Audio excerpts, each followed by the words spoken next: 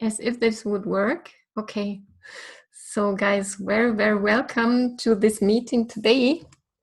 And I'm very happy that we could talk about our today's topic, because Anne-Kathrin and I, we were in Berlin and it was very, very nice. We had a course there giving basic information in conscienciology and project geology.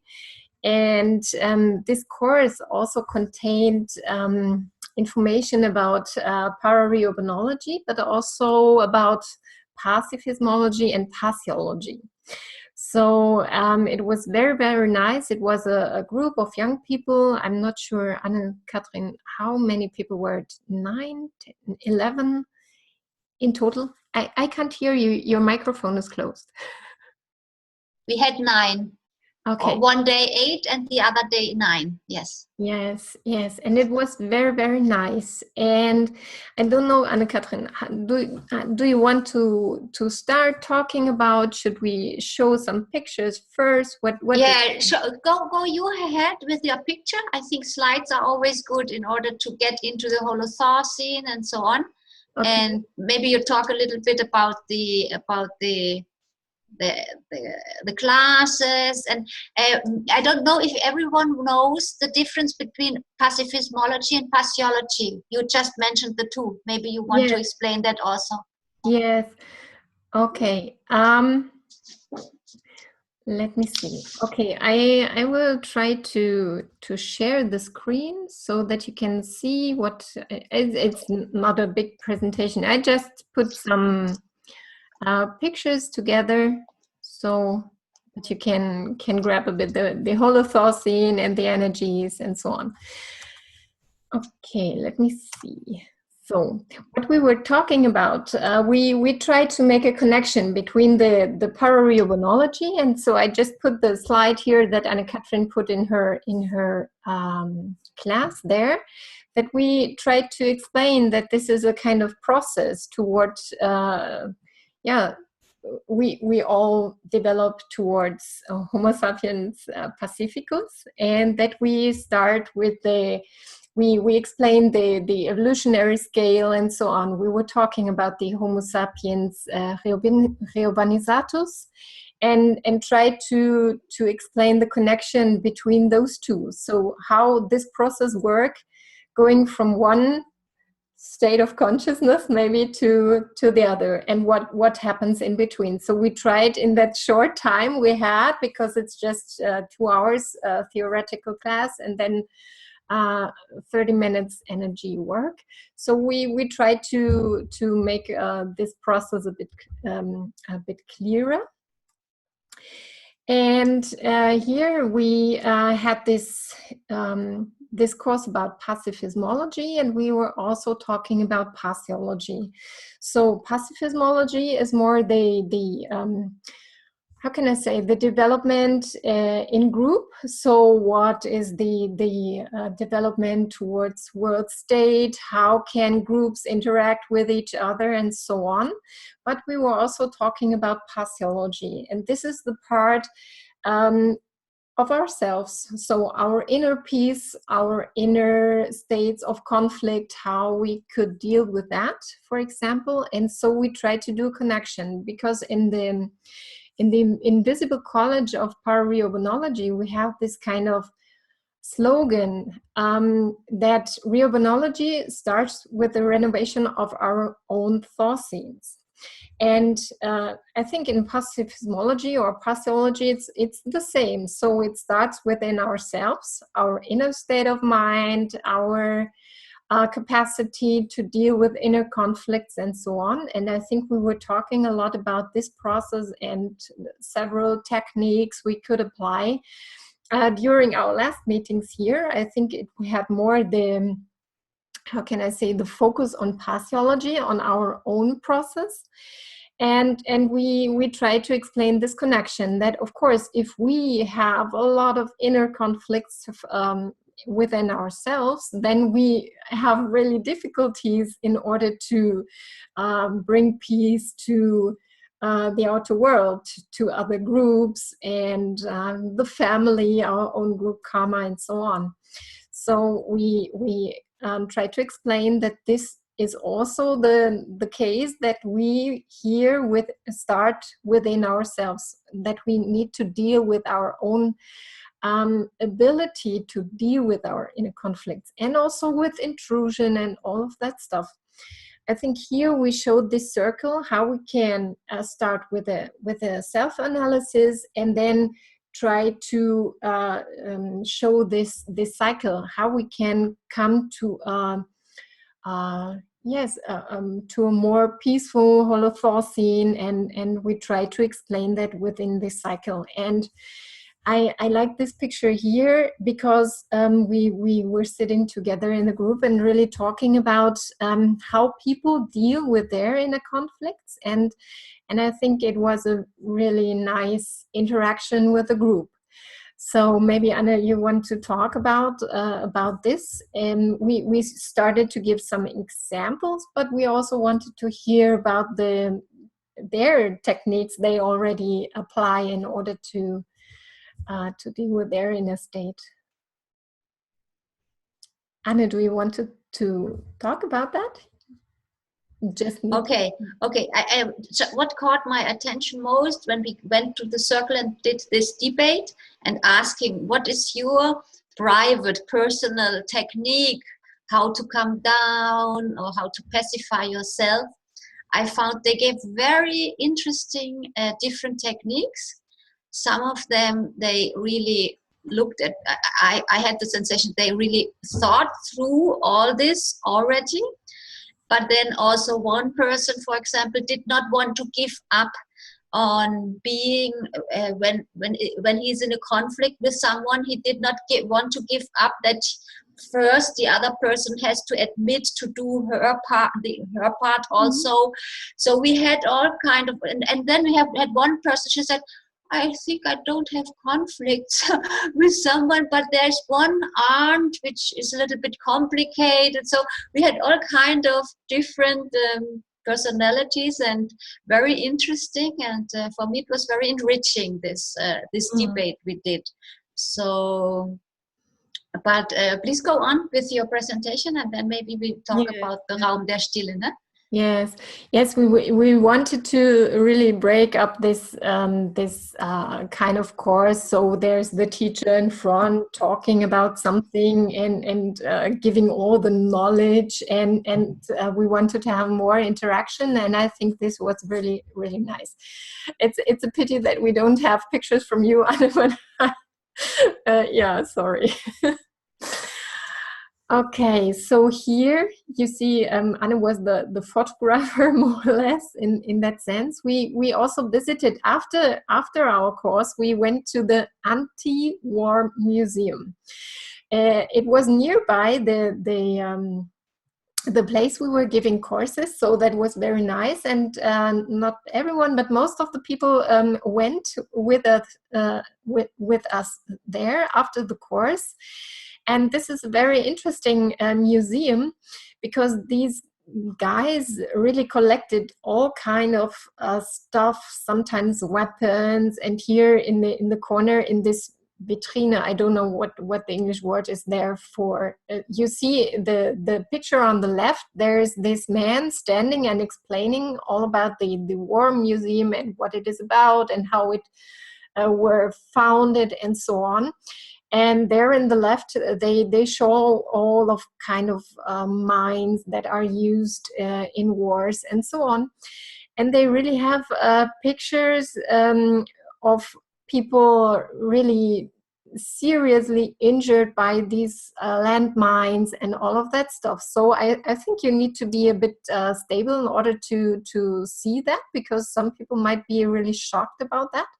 So I guess this is the Holothought also of this war museum, that you really try to show how the impact of these weapons and all of that stuff is on people, really on people confronted with all of that during the war.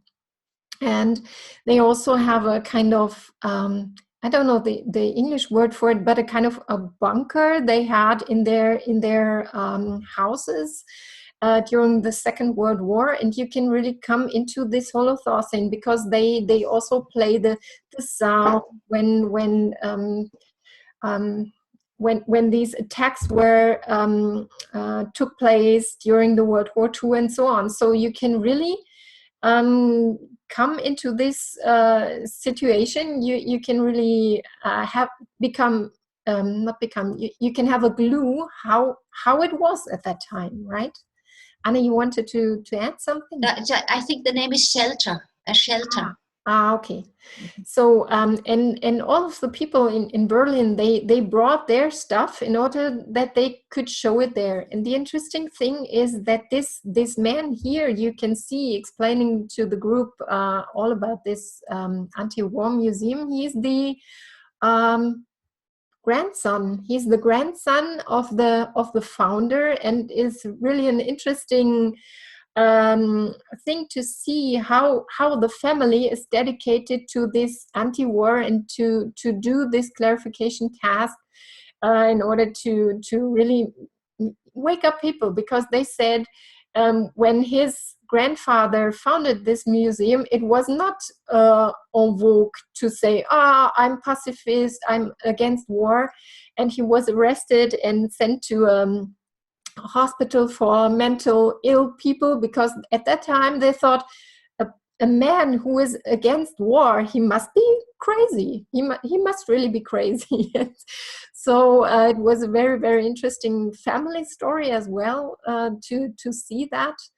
And we were really very happy that the group really went with us to see that. And also we had a kind of synchronicity. Maybe Anne, you want to talk about it, because at that time there was an exhibition about Albert Schweitzer.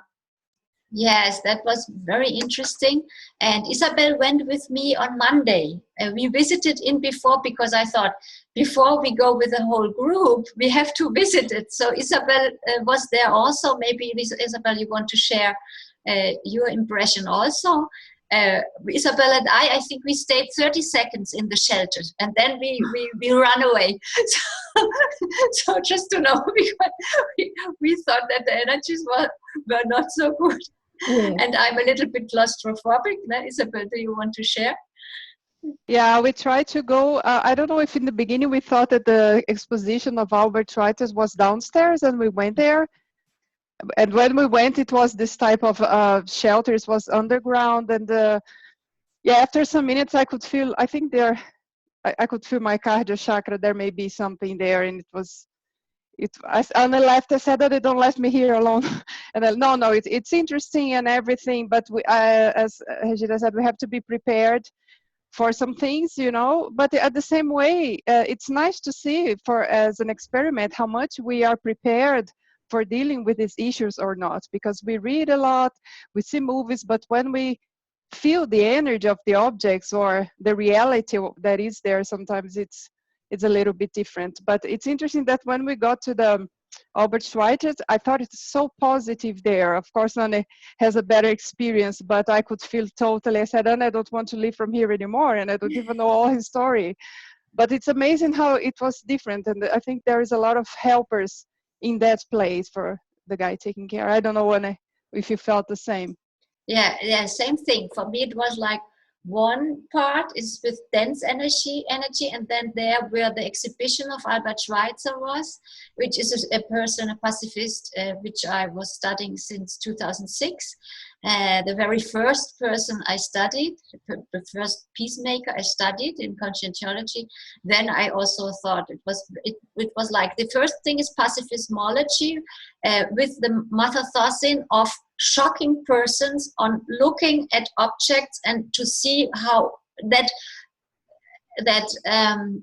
war is nothing which is glorious or so, which is because in 1925 people still thought that soldiers are heroes and so on. So this was the mother thought of the founder, and they still have this mother thought to shock people, to get an impact in order to stay away. And the interesting thing is that now during the group exposition, which Tommy Spree, the grandson, did, he said that, for example, neo-Nazis, young people who have the tendency to glorify war and violence, they got a good impact. So it's like a therapeutic impact for those people. So then I could understand more, because for me it was too dense. So I rather prefer an exposition on Albert Schweitzer and study smooth things than to see the objects to get. But for those person, I understood they need this kind of approach. Yeah. And he was telling us when we were there in the shelter that sometimes teachers really call him and say, I have two persons in the class that have this tendency of neo-Nazism and so on. Can we come and can we visit? And then he really explains, and you really understand that he has this good intention in really to show these young people, and he was a teacher by himself. He studied history and all of that, so he is really engaged in this topic. He's not just doing it because he's the grandson and has nothing else to do, but he is really engaged in this, and it's really important for him to tell young people, especially how it was, because he said, okay, today the people, they lived 70 years in peace. They never experienced war normally. So if he sees, okay, there are young guys that say, it was so great and blah, blah, blah, then he really explains, and also how the daily life of the people in Berlin were at that time. And so I found this a very interesting person. Yes, maybe we can go further. And we wanted to talk about this room of silence. We visited, and I'm not sure, Isabella, you also went there, right? So maybe you can also share your experience that you had there. For the people who don't know this, it's right in one part of the Brandenburger Tor. I don't know, Brandenburger Tor was this, maybe I should have placed a picture here for those who don't know the Brandenburger Tor. It was a kind of, how can I say? Anna's showing there in the picture. Yeah, Anna's video. And it's right on the right side of this Tor, where you find this room of silence, and it was created by some volunteers. It is a Verein, an association of volunteers who created that in order to give people in this really busy city possibility to really calm down and to experience this silence. And maybe Anne, you can talk also a bit about the history, because I think you studied it more. Yes. So the Brandenburger Tor, it was built up at that time as a Siegestor, which is for victory, by Kurfürst Wilhelm or König Wilhelm 200 years ago, like during the French Revolution, 1789 to 93 or something like that. And at that time, Prussia was not a big state, or was not of very big importance. So then at that time Holland was in war also, so they got their military to Holland, to Netherlands, in order to give peace to the Netherlands. Means that, Russia showed their military force and then made a peace agreement with this region, and with this they gained a military status equal as Austria, England, and so on, because Prussia before was very little. So then with this they built up this Brandenburger Tor, and they put their quadriga, which with the 4 horses, and put their a victory, but also Irene. They say it's also Irene, which is the goddess of peace. But then most historiographics, how do you say, historians, right? Historians, yeah. Most historians say that it was to show the absolute power and the military power, and even if it's called a Friedenstor, a peace arc, you know, that it was in order to show the strength of military of Russia. Okay, so but then by the time always when we had military parades or something like that, it was always down the Brandenburger Tor, because you have two Prachtstraßen, how these are big streets going through, and so it's a symbol. It was a symbol of militarism. Afterwards, it was a symbol of destruction of Berlin. Then it was a symbol of the division of Berlin, because it was right where the division of East and West Berlin was done. And afterwards, with the reunification in 1989, it was a symbol of reunification. So now I think it's very interesting, because it has so much history, the Brandenburger Tor. So for those equipping, for the infraphysical team to be able to put the room of silence there, I think they had a lot of extra physical helpers, and it's the right place, I guess. Yes, and for me, what was also interesting to study a bit the intention also they had the meditation room in the headquarters of the UN, United Nations, as a kind of reference that they wanted to put there. And for me, it's the whole thought of universalism, because I don't know if you know, in the headquarters of the United Nations, there's this meditation room, and it was really epicentered, you could say, by Dag Hammarskjöld, and I was studying this personality a bit, and he said there should not be any symbol of a special religion or something like that. And he said, okay, we try here at the United Nations to foster world peace, and people from all over the world are working here, coming together in order to work for this goal, right?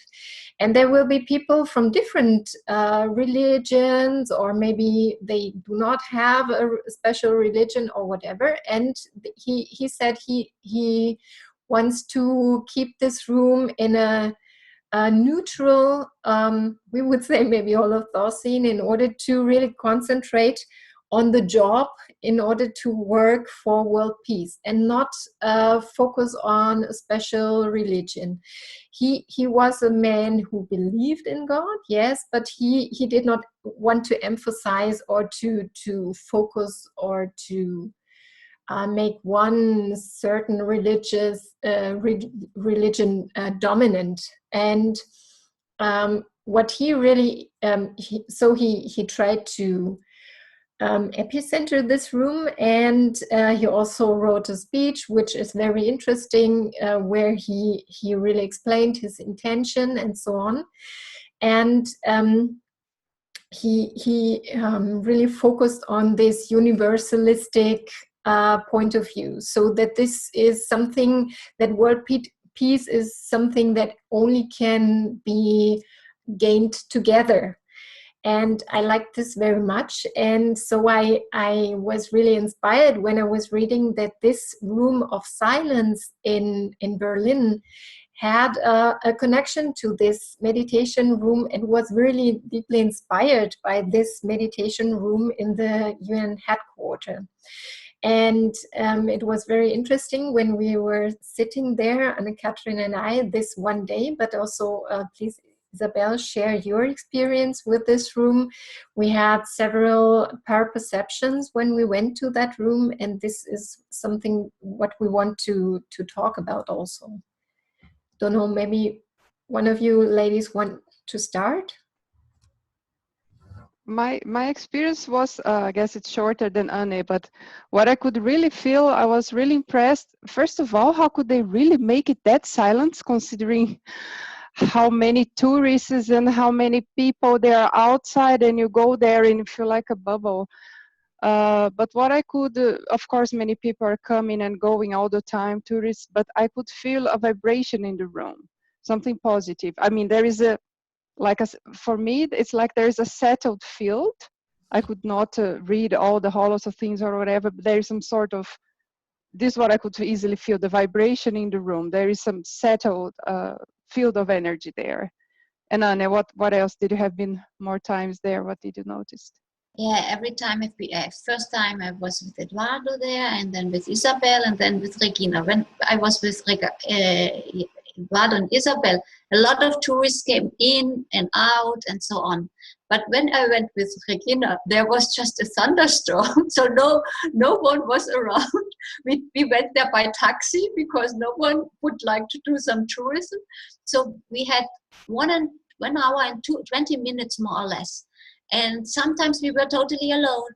So it was for me like being able to work with energy and so on. And it was not disturbance at all when people came in. It was like paradidactically and understanding their process and so on. So it was very, for me, it was a totally extra physical or parapsychic introspection when I was there, different from the times when a lot of tourists were there.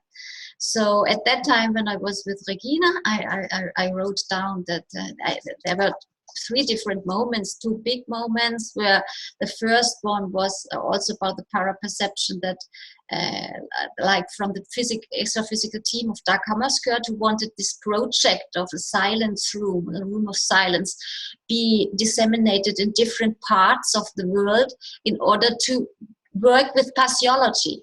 Because he worked with Pacifismology as a UN, boss of the UN. He had to work with Pacifismology. So, but he has a personality who wanted to do more self-reflection and writing and so on. So I think I sensed that for him it's a nice project to work with this part of Pathophysiology, to give the persons the opportunity to keep in silence and to do introspection. And then I sensed different bolsons assistentiales, bubbles, assistential bubbles. I had different clairvoyance processes where I saw different bubbles, like assistential, extra-physical teams working with different parapsychotic, different urbanized consciousnesses. That was very interesting. I had clear audience also, and I had feedback from the helpers about a process which was not about an attitude, a mental attitude which I'm having, which is not good for the work together or to establish contact with them. So I explained to Regina during lunch afterwards what was that. The feedback was the following. I had a positioning, mental positioning regarding de-intrusion. I always say to me or to others, this thing about hetero de-intrusion, to de-intrude someone else, is almost impossible for someone like me, because I have a lot of problems to de-intrude myself. So I'm not thinking about hetero de-intrusion as long as I am not able to harmonize my own energies and get to the intruders out of my energy field. And when I had this mental positioning, and they said to me, it's not good that you're having this mental positioning for us. Please reconsider this, because we think that you can start to develop a training of hetero de-intrusion, but you are still looking at hetero de-intrusion on the level of Valdoviera. This is not a level that you guys will reach that far, but you are blocking everything. We cannot help you because you're blocking with this attitude. And during this week, I was working a lot with energy and reflecting a lot about this Esprege, I don't know how to say, it's about this feedback from the helpers. And then I had an OBE. I was at the Brandenburger tour, and this was from Friday to Saturday night at 4:20 in the morning. I was awake totally, and I came back, but I was not really, I cannot say I was totally lucid outside that I was outside the body, but I was lucid for the work which I'm doing. So I consider it OBE because of all the characteristics, that I was lucid, that I was working with extra-physical consciousnesses, that I had instructions of the helpers and so on. So in this OBE, I think I started to work a little bit with heteroty intrusion on a level which I can train with the helpers. And this was the following. I found myself standing next to the Brandenburger Tor and outside the room of silence, and it was nice. It was not a dark dimension, so it was already, I think, a dimension where the reorganized consciousness could be brought to. So it has it was like a good light. And the general idea was giving classes or guiding extra-physical consciousness to this energy field of the room of silence. I was not inside. So I found myself, this is my recollection, giving instructions to extra-physical consciousnesses which are still unstable emotionally because of their society. So they still have a very negative society, and I had different approaches. So different consciousnesses with different negative society. For example, one was suffering still of a traumatic morphothosine because it died in this parageography of the Brandenburger Tor. So during the Second World War, for example, there was a lot of dead people in Berlin, okay? The other one was with a morphothosine of anxiety and a lot of fear, always traumatized that something very bad can happen. Then there was one with, how do you say, magua, sorrow, who would not forgive others. So I could see the morphothosines of the extra-physical consciousness. I worked one by one with them, and it was like I was standing there and I was with them. I saw their morphothosines, so I could get a diagnosis of their parapathological state. And then I had the instruction, and these came from the helper, which were invisible to me and invisible probably for the extra-physical consciousness also. I had the instruction to, with my will, with my mental strength, being in a bubble together with the consciousness, helping the consciousness to connect to the room of silence, which is an energy field really close here. But the consciousness had to be able to give up the negative, to do the effort to give up the negative sanity. So with my willpower, but together with them, and I think they were in a state where the helpers thought that, okay, they can do the next step. If they would not have a chance, they would not have brought them to this scenery. So one by one, I could help them to feel the energy field, and then they vanished. It was like I was outside and like guiding them into the energy field, or at the moment that they admit that there is something more positive than those morphophosine which they were prisoners of for such a long time, they could leave. So this was very interesting for me, because for me it was that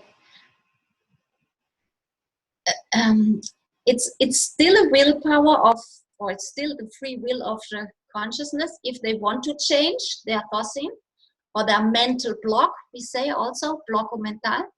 But they had my help, my very optimistic thinking, and say, you can't do it, like And it was a thing of seconds. And then the next one came, and then again. And oh, I'm getting a little bit emotional now. So for me, it was like a concrete reorganization work where I could understand that this first step for reorganized consciousness to reflect upon and to want to change upon what it is doing with himself and to bring peace to himself. Like he has to have first a reference point, which is this homeostatic energy field of the room of silence. But he has to also bring something from himself to be willing to change. So this was very didactic for me. And I could, when I came back from this projection at 4 o'clock in the morning, I was totally awake, totally energized. And I could understand more about physiology and para-rebornization, like the connection between the two was so clear for me. I cannot now communicate to you because I think I had a lot of other insights in my mental soma, which I cannot now bring totally to my physical brain. But it was so clear for me when I came back. And I wrote down like 2 big pages about the experience, and I put some hypotheses for me to work with, like the thing about the Feldforschung, how do you say, field research. I was thinking about the importance of the field research to go to places which are reurbanized or which are in process of reurbanization, to connect willingly with them, like the Friedenspalast, the Peace Palace, or now the Brandenburger Tor, or the Europa Parliament, and then try to connect to the extra-physical team, and then to be open, just to learn, to see what can I do as a mini-cock. I did not expect this project. I was very serious about this Sprague, about this feedback I got from the helpers, that I should not block totally the possibility to start a training of hetero-D intrusion. So this was like what I did during the 4 or 5 days between Monday and Friday, thinking about and trying to de-block myself from that. So I think it was like a first lucid moment to see that we can do, everyone on his level, do something in order to help other consciousnesses in reorganization, or to reflect upon themselves, to bring peace to themselves. So this is my hypothesis, that the field research, to go to places first intraphysically, to stay there, trying to connect, that it brings positive results to all of us, to the consciousness, extra-physical consciousness, to us, and so on.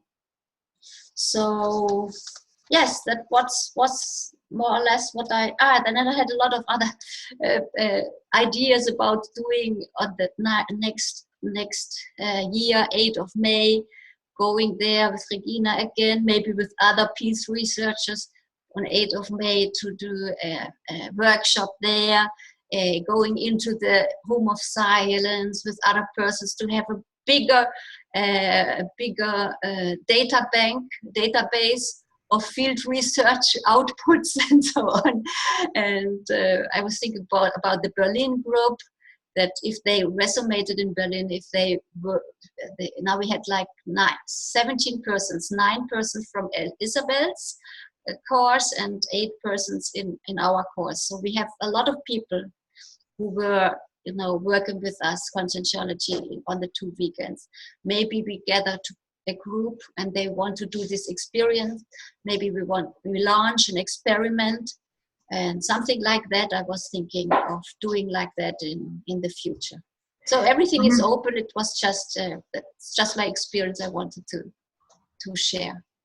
And then maybe you can also explain about the date, the 8th of May. I'm not sure. Yes. when World War II ended, it was World War II ended and two places in France. First, they had the capitulation in the night of 6th to 7th of May. But then in Berlin on 8th of May, it was with the Russians. They had to sign again. So officially in Germany, it's like 8th of May is the date when the World War II ended. And here we have the small. You showed now the picture of Flora. Can you see the little child, the little girl together with Susanne? Flora, she was born on May 8th, 2015. So we just found that out when we were walking to the AntiWarMuseum. So I said she was very smart to resonate on that date, 70 years after ending of World War II. So she is our smallest or our youngest peace researcher. I declared her to be our VIP peace researcher. Anna expects her first Verbete in 7 5 years. 5 years. 5 years. Okay. Yeah.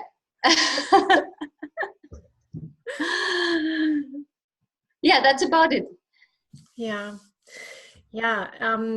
I also could share my experience with the Room of Silence. It was very nice for me to visit it because I only researched it by internet and so on, and I was really happy about this idea with the connection between the Room of Silence in Berlin and the Room of Silence or meditation room in the UN headquarters. So I was very, very curious if I could perceive something like that.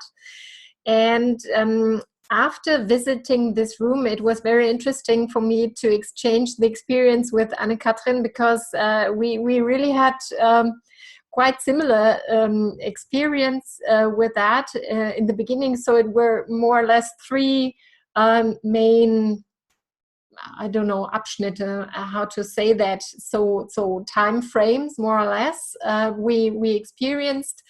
And the first, I also had this feeling of the connection to the extraphysical team, and also the a connection to Dag Hammarskjöld, to this personality he's today. And I found this very, very interesting, and I had a really deep sensation of gratitude feeling that. And at that time, as Anna was telling, we were completely alone in this Room of Silence. So it was really interesting. We sat down, we worked with energy, and we did not talk to each other beforehand what we would do or what we would expect or nothing like that. We went in there, and it was really very quiet and homeostatic kind of energy, also for my perception.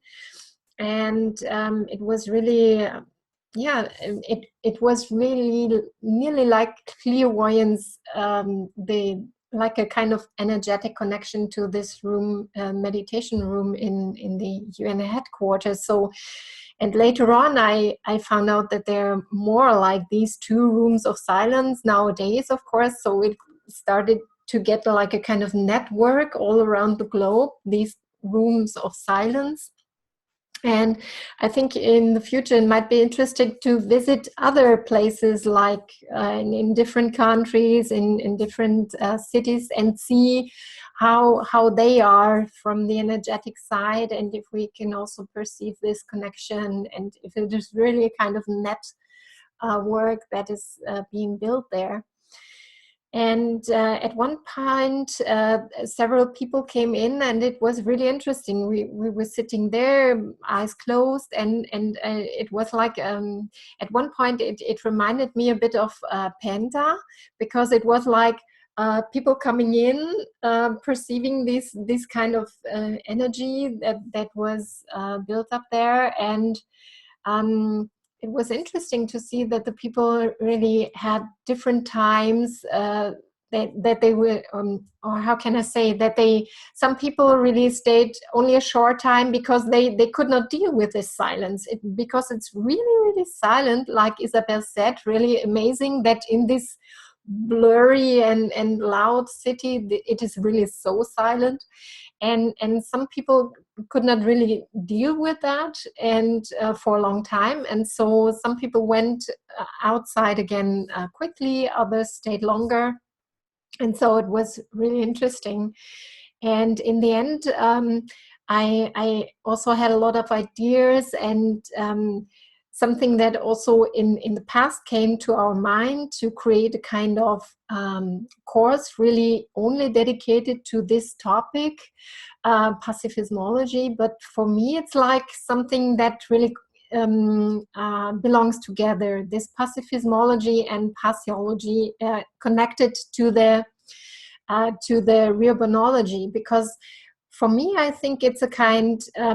This is a kind of process. You have this process of reurbanization, and I think as we have this sentence, it starts with ourselves, with our own thought scene. I think there important is the energy pattern, as Anne said. I think it's a good first step for people when they can sense such a homeostatic energy field, and really, because I think it enables people to unblock themselves, maybe to reflect more in a more quiet way. And I think that this is something that really fosters this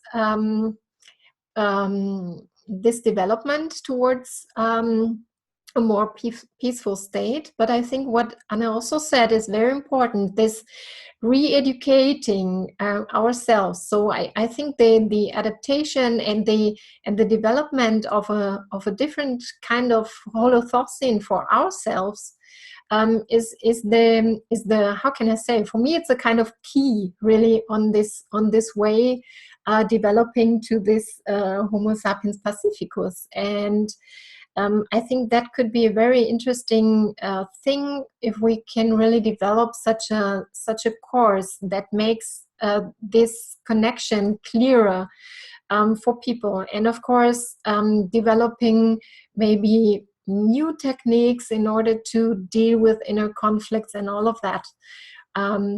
So that was something that I had there in mind, that I would like to contribute to such a course, and that I think that I don't know, I perceive that something in the parageography had changed, that this would really be possible, that people really are interested to know more about that, and to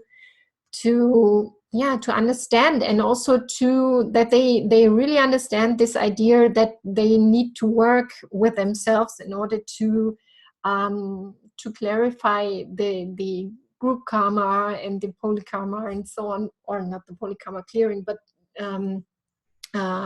coming to a point where they can work more with that. So that's it from my side. Related to the room of silence. Very interesting. So if you have a chance to go there, I can really recommend it there. And I think I'm a fan. Whenever I will be in Berlin, I will try to get there.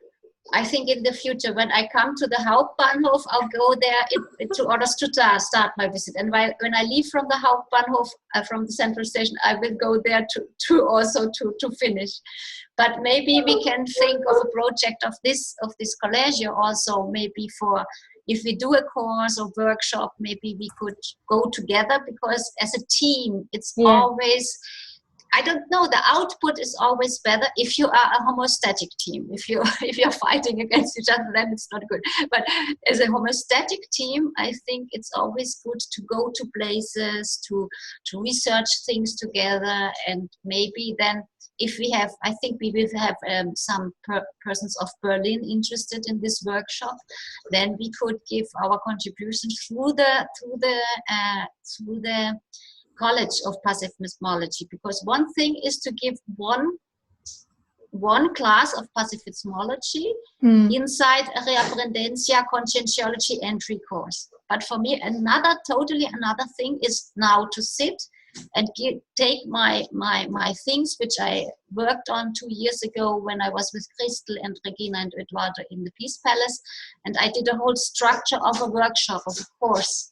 And I have a lot of new ideas about techniques, not only the course, I mean, we need fundamental theory of the Homo sapiens pacificus in order to give the entry, but then to do field research and with the people together, but then it would be really a pacifismology or pathology course in our specialty. So then I would say we do this course, we always, as a college, we need always an institution behind, but then we can have the partner institution, Reaprendencia.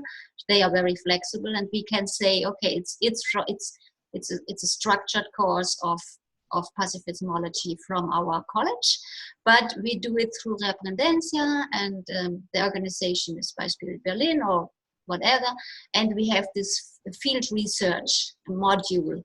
And then if we can do that on May 8th, that would be better even, because then we still have this date also, the date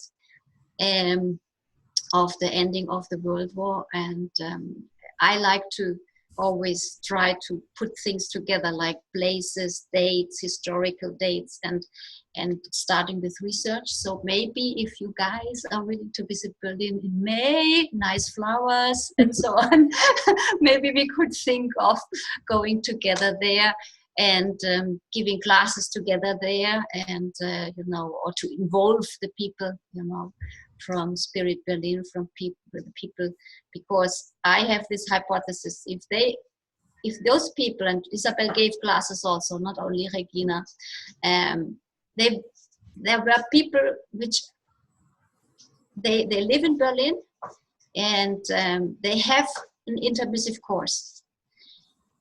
If they have an intermissive course and they're living in Berlin, for me, they have the speciality of reurbanization and pacifismology, at least very, in the intermissive course, looking very, very closely to these specialties, I guess. And so if we can do something more practical, not only theoretical, but practical, so they can sense the energy of pacifismology, that would be the best output, in my opinion, for each of the evolutionary colleagues. It's not about only theory. I'm giving classes since 20 years, and I like to give theory to people. But when I experience that the person experienced something in terms of energy, that this motivates me so much. And then I say, okay, now the coin dropped.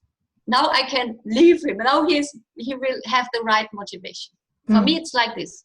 And then just to sorry. No, go ahead. No, just to remember that at least Regina probably know to the two of them, but two of the students that are not German that were in our class, but both of them came from countries with problems of war. That one guy came from Serbia, wasn't it? And I think Bosnia. Okay. And the other one came from Vietnam. So it was very interesting that the both of them were very interested in this aspect of peace. Yes. And I think, at least in our group, I don't know about the other group, regarding the energy, I think that they really have a good perception already related to energy. They really explained in details what they perceived and so on. And I think, for me, therefore, that they also stayed with us afterwards in this AntiWarMuseum, I think that they are really interested, because they also could have said, okay, now the course is over, we're going to leave, and that's it. But I think they are interested in this, yeah. And one person, I don't know, some of you know her already, Katie Kaden. She also wants to participate in the college year. Today she did not have the time because she have how do you call that? Prüfung next kind of test next week, so she couldn't participate today, but she is very interested in the topic per se. So yeah, I'm really I'm really how can I say, guter Dinge, zuversichtlich. I don't know the English word, but optimistic. yes, Optimistic. yes, optimistic about that there are really people that are interested in this kind. I think some people, as always in conscienciology classes, come via the phenomena, the out of body experience, and so on. But I think, therefore, that this is not the only focus here. I think that they are also interested in the conscienciology topics, and yeah, I think could be a good thing in the future to work also more in depth with these topics.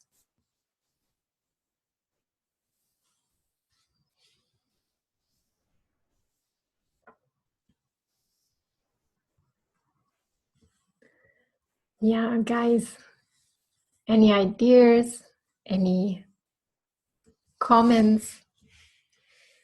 Yeah, I remember that if one day you visit Helsinki, we have the Chapel of Silence here also. Yes. But I think that I could feel the energies better there in Berlin. Maybe because I have always been in this chapel as more with tourists, and it's in the very centrum of Helsinki. It's a lot of people around. They chose this place, and you have been there, Regina, inside, or you have been outside. You remember it's wood and it's rounded, so it's very interesting, the architecture. Yes. And it's ecumenic. Though it's a chapel, it's ecumenic. Yes. But I'll try to study more the story. I'll have to search more in Finnish to see what's behind that. Is there something more interesting? And if there is, I'll let you know later. Yeah. Yeah, I liked it also a lot because of the architecture and the idea that people really come and be in silence and so on. I from my perspective, it did not have the same kind of quality of energy there. I agree, yeah. But I also like this as a place, and I also like the idea that people can really have a place in the middle of a busy city in order to calm down and just take some minutes. And one could think, okay, yeah, people will not go there, and so, but they do. and I think not only because of the architecture and something like that, but they from a maybe unconscious point, they understand that it is something that really is good for them. Let me ask you, because I forgot, when was founded the one in Berlin? When it was created, this Room of Silence? What year? Do you remember? I don't.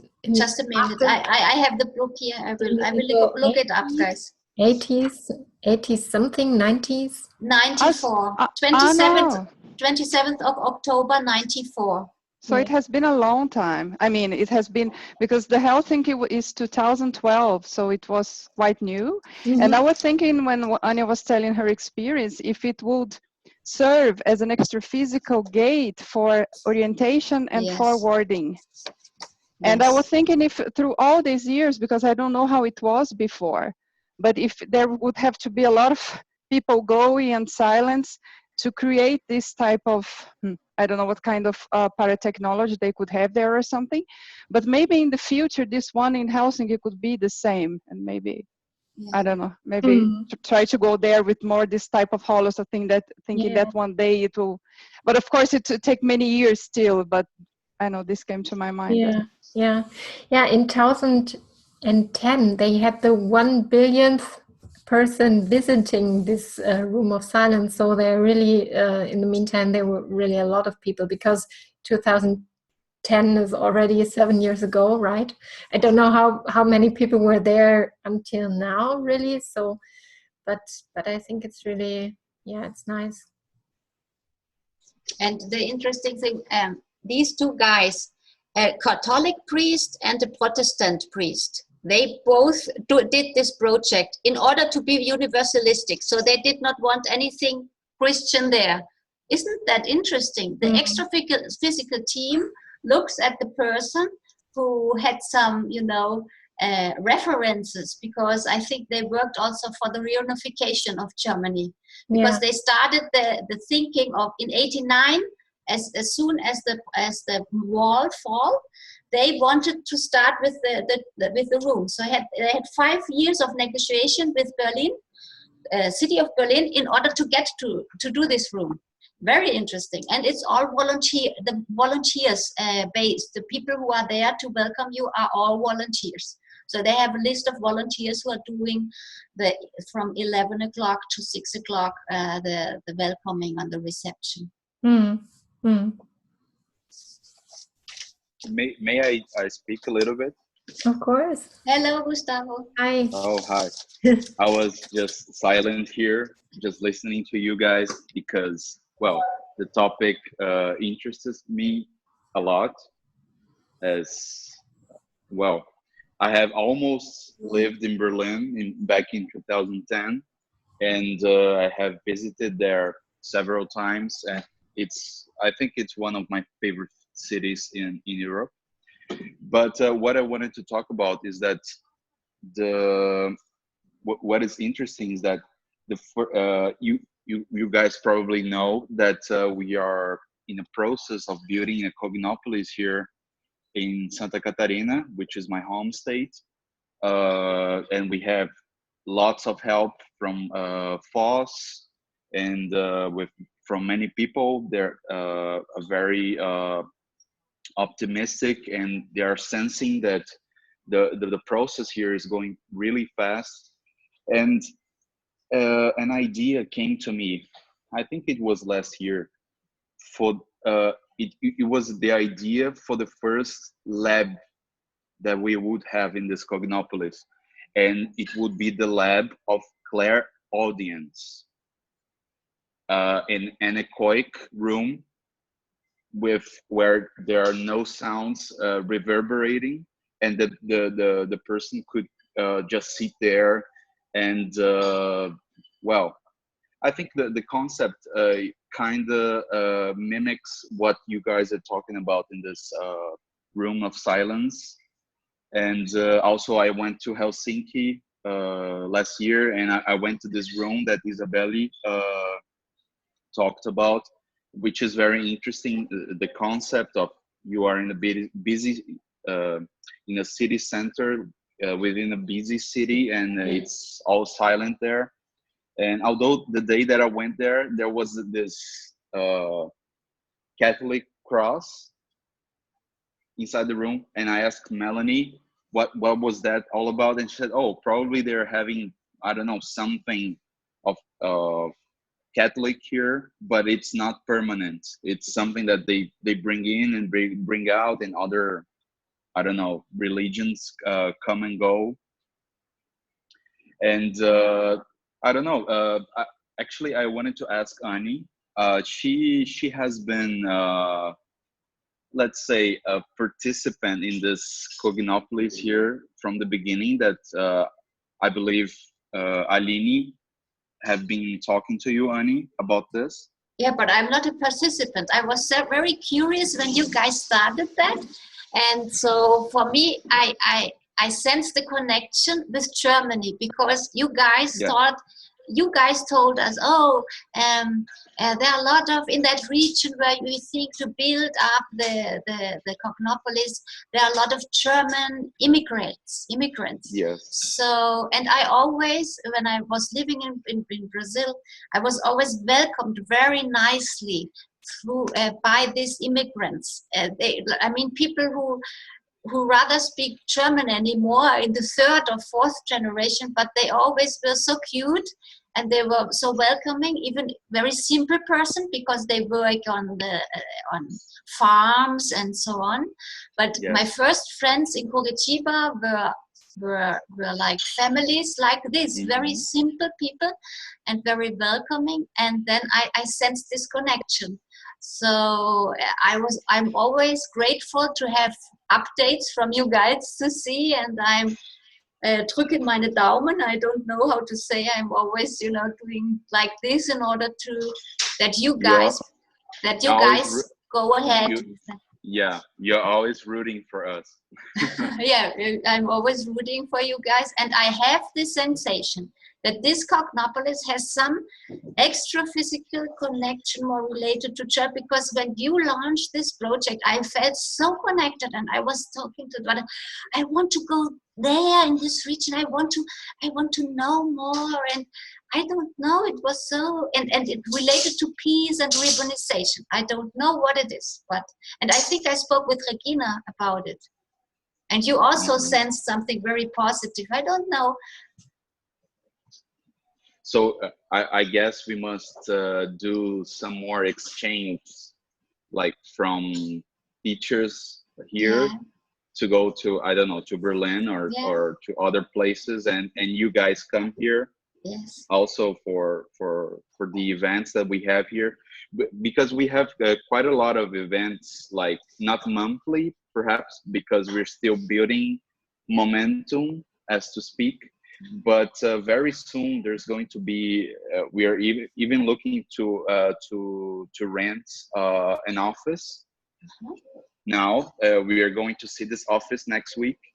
So it's going to be like the first interphysical location of that is going to gather the people that are participant in this project, and we see very clearly that things are moving really fast here, and well, when you guys send the email that saying that this meeting was going to be talking about the classes that you gave in Berlin, and also this room of silence, I felt compelled to get my phone and join the conversation, to listen to what you had to say, and because I also sent you guys with the work that you do there, it's totally connected to us. I still don't know how exactly, but well, we are doing some effort to, I don't know, to understand, to bring people here. You guys came here, you and Eduardo, you came, I think, like last year, right? Yeah. And you went there to São Bonifácio, as I've heard, and also Melanie, she's coming this August. I convinced her to come here before going to Foz.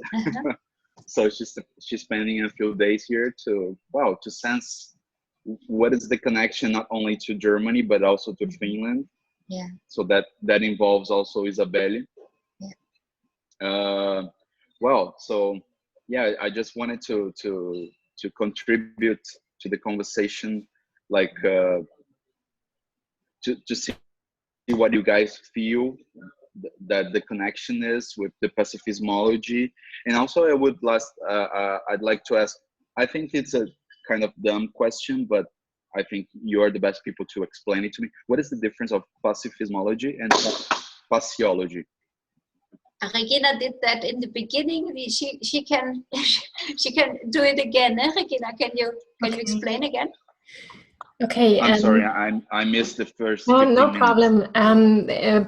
Pacifismology is more or less the process of pacifying several groups, group karma, for example, developing. And the pathology is more the inner process, the inner peace. Let's put it this way. So to develop yourself towards the Homo sapiens pacificus. So Okay. These are the two, how can I say, the two specialties.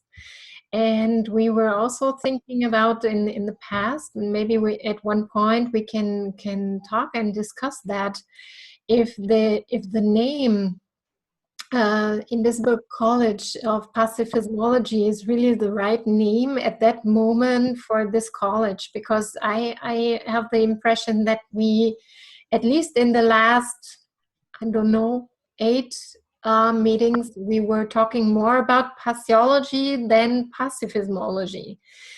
And I was thinking if we can find a name that includes both, or if at one point we can think about it's more the Invisible College for Pathology. But maybe, I don't know, maybe at one point we can think about that. Maybe we all can take this idea or this question with us and think about it, and at one point we can make a meeting and discuss it. I think there is no time pressure that we need to decide that, but because I think the question that Gustavo had is, of course, a question that several people have. And I remember that, I don't know, 1.5 years ago, we already had this discussion, and what is the difference between it? And but then we at one point we started with a pacifismology, and at one point maybe it would be good to and in this discussion I remember we talked about the verbete of Hersilio Lau, who is the coordinator of the Peace Campus in Saquarema, and he had the verbete about Pathophysiology. So they wanted to launch the name Pathophysiology, and they suggest to maintain Pathophysiology, the name Pathophysiology, for the speciality of the subdiscipline of conscientiology to study peace. And then they talked to Waldo at that time also, and because there were several other entries in the verbetes with pacifismology, or in the book Homo sapiens Pacificus also with pacifismology. So Waldo said the following, that he would suggest that we just go on to work with this specialty, and we will see with years and years of research which is the name which most appear. So, and then afterwards decide if we should stay to name Pathophysiology or Pacifismology, the subdiscipline of conscientiology. That we should not decide now. This was in 2013 or 2014. I thought this was very smart, and I agree with Regina. I'm more and more on the side. I started more with studying Pacifismology because I just did not have synapses yet to understand how I can start with Pathophysiology. But then through studying Pacifismology and places of peace, visiting places of peace, and studying biographies of peacemakers, then more and more I understood, oh, it's all about Pathophysiology. This is the way I want to go. So today my preference would be Pathophysiology, but still I understand that there's a big approach for Pacifismology also, and so I think we just have to go on and see which is the name which then fixes more. And I'm also not Thank sure you. at this point if we should divide those two, because I think they're so interlinked that it might not be really clever to divide them, but maybe to have a college that brings both together. Why not the Invisible College of Peace only? Yes, I also thought about that, but the naming of invisible colleges, they are always connected to a certain specialty. I think in the beginning on our homepage, I did exactly that. I thought Invisible College for peace building. So I thought, okay, this would contain everything. So the inner peace and the peace outside, but yeah, maybe we can find a solution like that. Pathophysiology. It's complicated. Yeah. Right.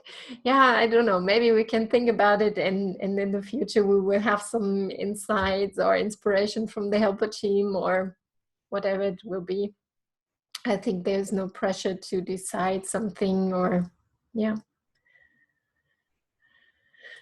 Okay, yeah, Gustavo, I find it a very interesting idea. So to have this exchange, in a more, how can I say, to exchange more in that sense.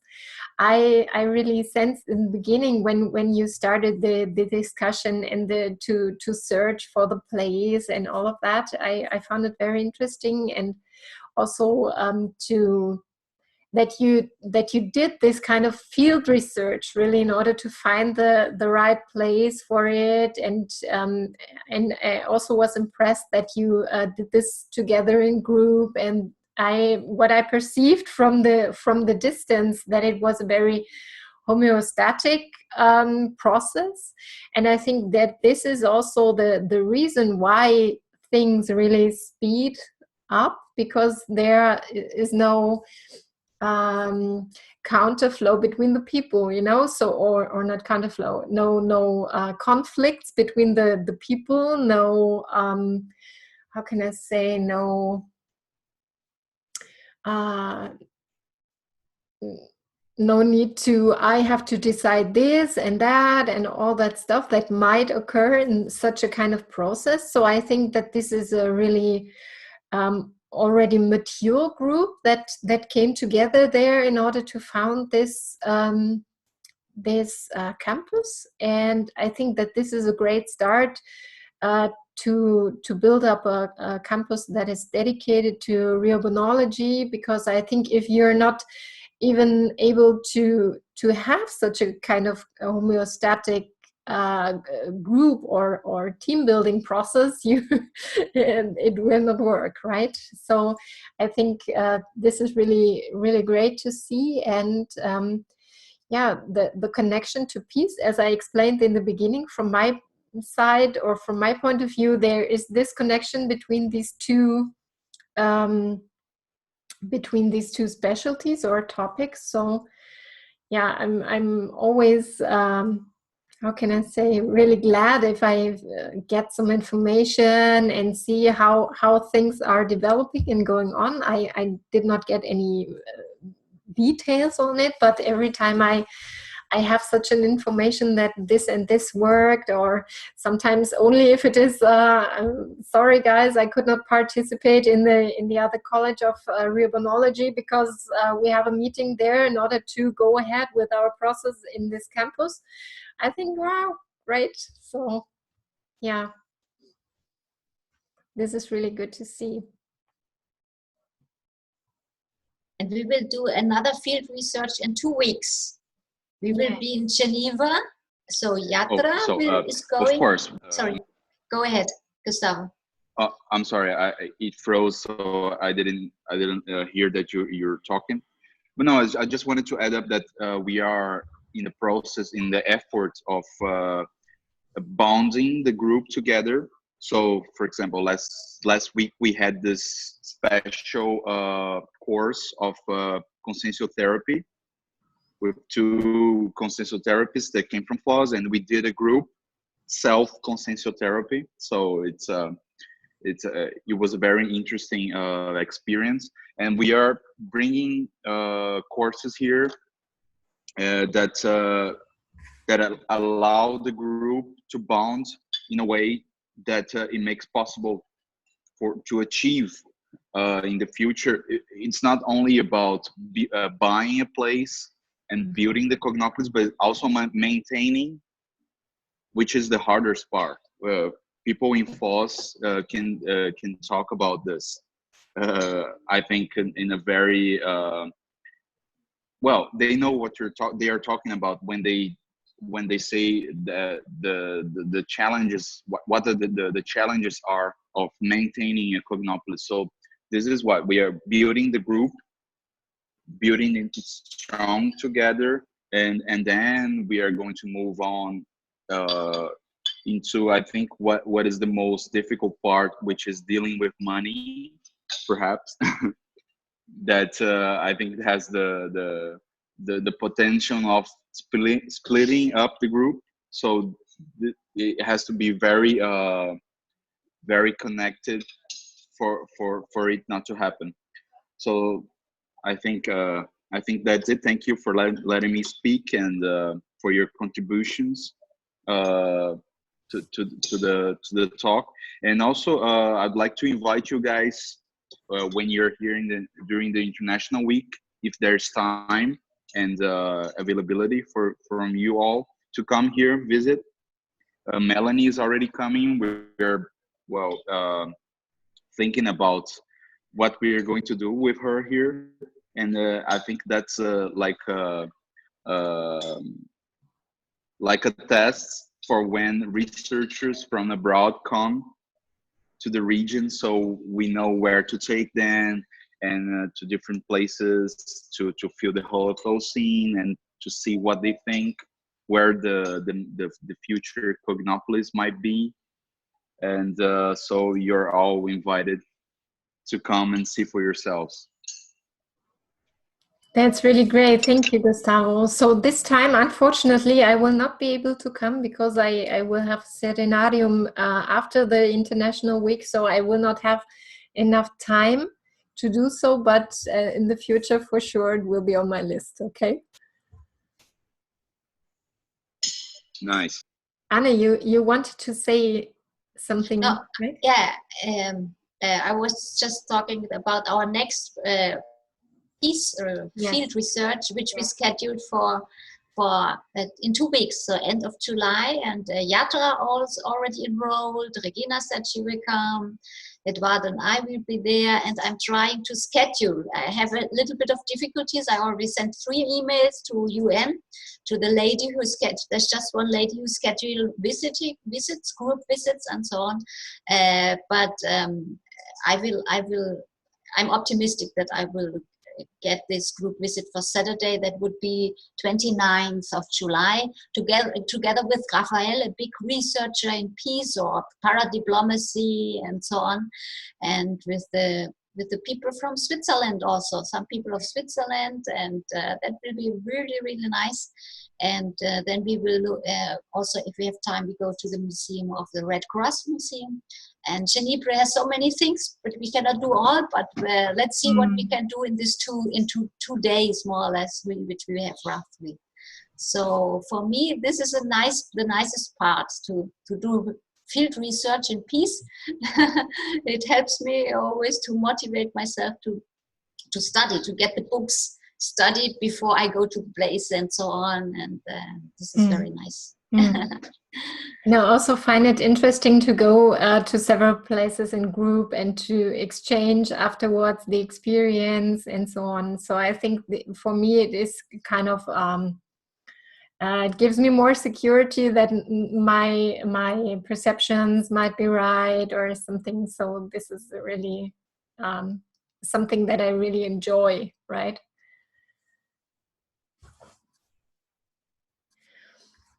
Yes, guys, let's look. We have 5 minutes left to the end of the meeting, so to say. But I do not want to say, okay, if we are finished now, so that would be okay. If there's another topic you want to raise, that would be also okay. What do you guys think?